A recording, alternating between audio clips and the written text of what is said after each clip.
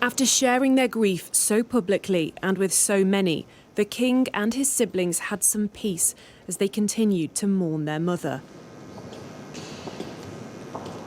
The Queen's 4 children mounted a vigil around her coffin, lying at rest in St Giles Cathedral in Edinburgh. Although members of the public were watching, it still felt like a private and very personal moment. The Queen will remain here till this evening.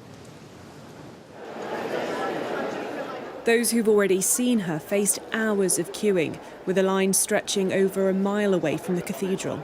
Going in and seeing her laid at rest in the coffin has been absolutely incredible. If she had lay in state straight in London, I don't think we'd have got the opportunity to see her.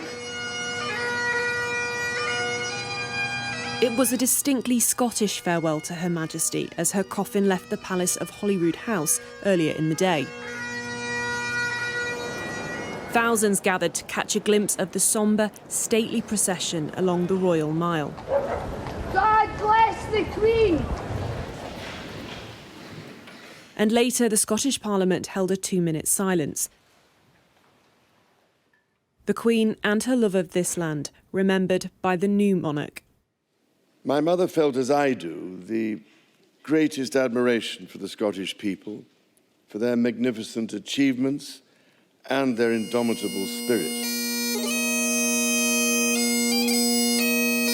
The King is now preparing to travel to Belfast, continuing his tour of the United Kingdom, while Her Majesty's coffin will be flown to England.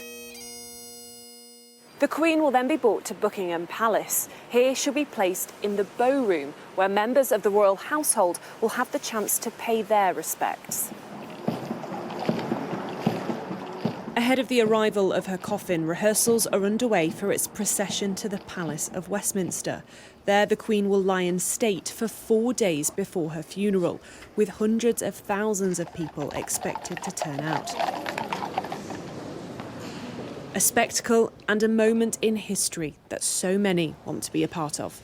Becky Cottrell, Sky News, Buckingham Palace.